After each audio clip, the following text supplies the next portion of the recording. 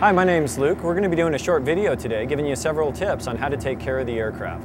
We're going to start on the outside of the aircraft, showing you several things that you want to be mindful of as you're doing your pre-flight inspection. As we're coming out to the trailing edge of the wing on the pre-flight inspection, we do need to inspect the aileron. When we do that and we push it up to visually inspect underneath, you want to make sure that you're grabbing one of the ribbed portions of the aileron as well as a place that's in the middle of the aileron. So that way we're not going to bend any metal. As I demonstrate, we're going to lift the aileron up, and now we have full visual acuity on the underneath side of the aileron. Coming out to the tip of the aileron, you'll notice that we have static wicks. Please be mindful that these static wicks are extremely fragile. No need to move them. As long as they're present, then you're fine. Okay, back on the tail, we want to make sure that we have full control movement of the aileron.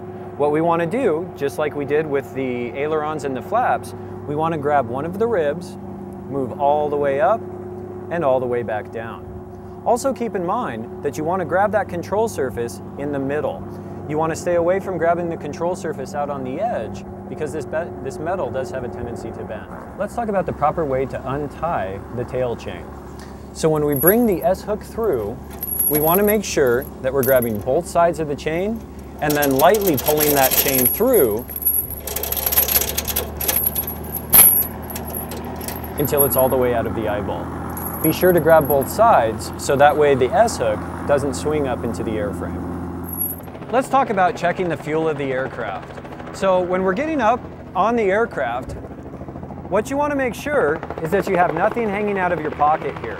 If you do, then the likelihood of scratching this windscreen is going to be increased. So once again, just make sure that nothing's hanging out of your pockets as you're checking the fuel. Another quick tip for maintaining the aircraft is the windscreen. If the windscreen needs to be cleaned, we know that we need to use the approved white rags, as well as the proper windscreen cleaner, which we can find in the shed.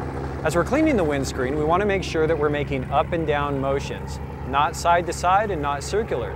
The reason behind this is because we don't want scratches to develop laterally within the windscreen itself. All right, let's talk about opening and closing the door properly on the 172. So I'm going to go ahead and open the door for us. And it's important to note here that the door on the 172 is actually not a door, it's a hatch. And as such, we need to treat it as a hatch and not like a car door. We never want to slam this. The latch mechanism on the hatch controls 3 lock bars. We've got one here on the top, one in the middle, and one on the bottom. When the door is in the secured position, these lock bars are what attach into the airframe to keep the door shut. However, as we're getting in and out of the aircraft, we need to be mindful that these lock bars are not in the open position. If they are in the open position and we go to close the door won't close properly. Just make sure that the latch is all the way forward, or all the way back in this case, as you're exiting and getting into the aircraft. Let's talk about how to properly close an aircraft door. Keep in mind that these doors are very, very gentle. Once again, not like car doors, we don't want to slam them. The best way to shut an aircraft door is by simply opening the window, putting your arm on the outside, putting some pressure on that hatch, and then locking it in place. Okay, we're going to give you an interior view as well on how to shut the door properly. I'm simply going to open the window, put my arm on the outside, gently pull it closed. You'll see the latch move forward. At that point, you know it's safe to engage that latch all the way. All right, now that we're in the aircraft, let's talk about seat operation. So we know that in order to move the seat up, we simply need to grab the latch and then pull ourselves forward. However, what we don't want to do is grab our dash up here and pull forward. The reason for that is there's no reinforcement on the dash. And if we pull from the dash, we're simply going to create cracks on the dash. Rather than that, let me give you a helpful suggestion. If you grab right here on the armrest and simply pull yourself forward, that'll be much easier for you, and it's going to keep the aircraft looking nice. Now that we're in the aircraft ready to go fly, we need to do something with our headset until we turn our avionics switch on and put it on our head. What we don't want to do is set that headset up on our dash. And the biggest reason for that is because there's metal components in the headset that will very easily scratch this windscreen. Rather, if you set your headset right on the yoke, that's going to be a very convenient place, out of the way, and it'll be a lot easier to grab when you're ready to get going. So you can see we're in one of our nice G1000 172s, and just a quick tip, these screens are not touch screens, so don't touch them. Just a few quick tips on general cleanliness of the airplane. The first thing is if you have any pens that might be in your pocket as you're getting into the aircraft, simply take those pens out and set them right down there. The reason for this is if you have pens in your pocket, there's the chance that it might slip out and start damaging the seat. Just remember, you're flying on a brand new fleet of Cessna 172s.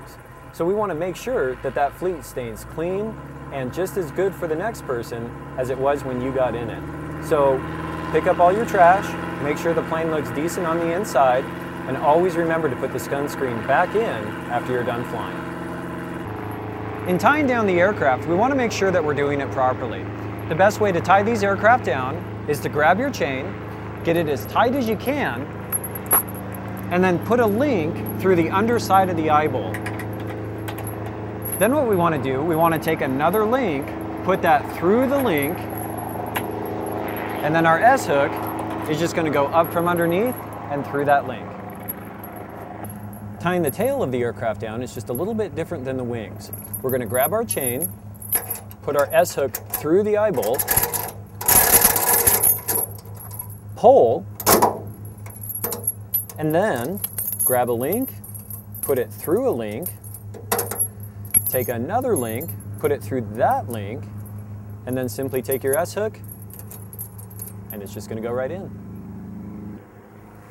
If we all take care of the aircraft, that's going to ensure that we're operating the best, newest, and safest fleet of aircraft that the Denver metro area has to offer.